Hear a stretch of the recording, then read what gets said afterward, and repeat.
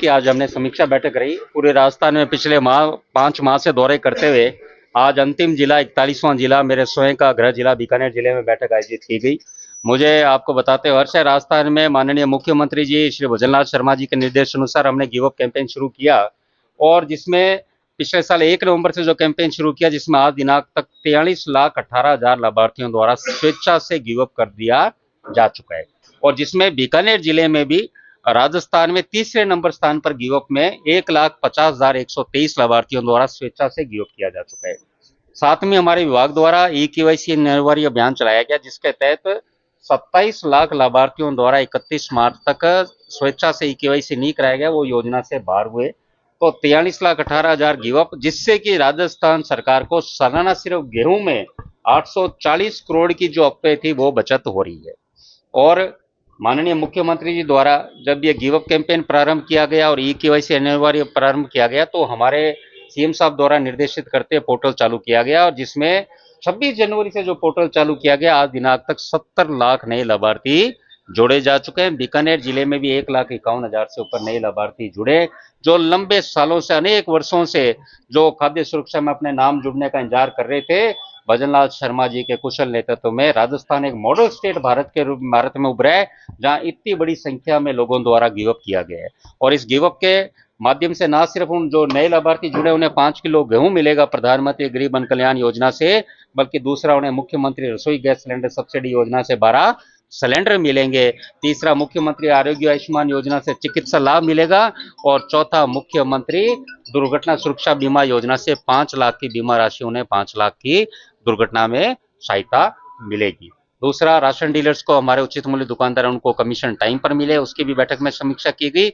और तीसरा, जो 92 दुकानें बीकानेर जिले में रिक्त है उनके भी इंटरव्यू 30 नवंबर तक कराकर साक्षात्कार कराकर ना सिर्फ बेरोजगार लोगों को रोजगार मिलेगा बल्कि उपभोक्ताओं को भी परेशानी नहीं उठानी पड़ेगी। इसको बैठक को लेकर हमारी बैठक आयोजित की गई और गिव अप कैंपेन हमने 31 दिसंबर तक बढ़ाया गया है। हमें उम्मीद है कि हम लगभग 50 लाख से ऊपर लाभार्थी यहाँ स्वेच्छा से राजस्थान में गिव अप करेंगे, जो कि पूरे भारत में प्रधानमंत्री द्वारा गिव अप सिलेंडर योजना लाएगी। उसके बाद दूसरा ही ऐसा मॉडल है जहाँ आम नागरिकों द्वारा स्वेच्छा से किसी योजना से अपना नाम हटाया गया सरकारी योजना। तो पंजाब और हरियाणा जो है वहाँ से नहर का जो पानी है ऐसा सेंट्रल ग्राउंड रिपोर्ट पाया गया कि उसमें यूरेनियम और पोटाश के थोड़े चांस पाए गए जिससे पित्त का कैंसर होने से बच सकता है और राजस्थान में इसमें पानी आ रहा है। देखिए, बिल्कुल ये बात सही है। मेरे पिताजी कैंसर के डॉक्टर है और ये मुझे ध्यान है उस समय पंजाब से पेशेंट शुरू से ही बहुत आते रहे। अब ये कैंसर अपने राजस्थान में भी बहुत ज्यादा गांव-गांव में पहुंच चुका है। तो बिल्कुल इसमें हमारे प्रधानमंत्री जी ने भी ये बात रखी है कई बार और माननीय मुख्यमंत्री जी ने भी हर बात रखी है कि इसमें हम प्रयास कर रहे हैं कि वहां से जो लुधियाना से उस तरफ से जो फैक्ट्रियों का लेड युक्त पानी है उस पे उसका सीवरेज एसटीपी लगाकर वहां पर ताकि इस तरह का पानी नहीं, उस पर प्रयासरत सरकार राजस्थान सरकार गंभीर और प्रयास जारी। टोकन को लेकर जो मामला सामने आया पर जैसे किरोड़लाल जी मीणा ने कार्रवाई की, अवैध खुलेआम भारतमाला पर चल रहा है, बड़ा ब्लास्ट हो सकता है, उस गाड़ी को सब नहीं किया गया, उस व्यक्ति को गिरफ्तार नहीं किया गया। देखिए, ये विषय आपने रखा बायोडीजल, वास्तव में जो आपने बात रखी यदि इस तरह का यहाँ पे चल रहा है तो बड़ा गंभीर विषय है। बायोडीजल तो वो बायोडीजल है भी नहीं, ये भी विषय की जांच का विषय, क्योंकि बायोडीजल तो इथेनॉल ब्लेंडेड वाला बायोडीजल है। क्या वो कोई केमिकल है या क्या है, ये विषय जांच का विषय है।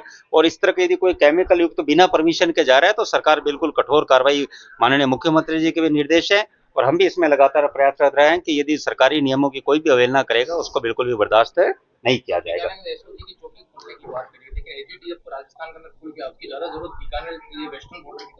नहीं, देखिए, पुलिस प्रशासन बिल्कुल और सजगता जरूरी है और बिल्कुल इसमें रहेगा। और सीएम साहब तो आप देखिए कि राजस्थान में जिस तरह माननीय मुख्यमंत्री जी का शासनकाल रहा है, आप देखिए जो सरकार ने हमारे संकल्प पत्र में वादे किए पूरे हम कर रहे हैं। जिस तरह हमने कहा कि टूवर्ड भ्रष्टाचार जीरो टॉलरेंस रहेगा, पेपर लीक हम रोकेंगे, आज देखिए 22 महीने सरकार को हुए हैं, राजस्थान में एक भी पेपर लीक की घटना नहीं हुई।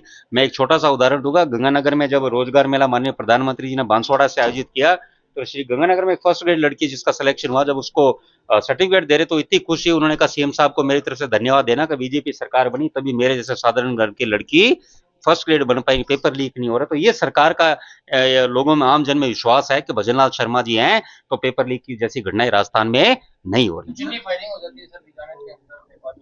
देखिए, ये बिल्कुल इस पे पुलिस कार्रवाई करी और उनको पकड़ा भी गया।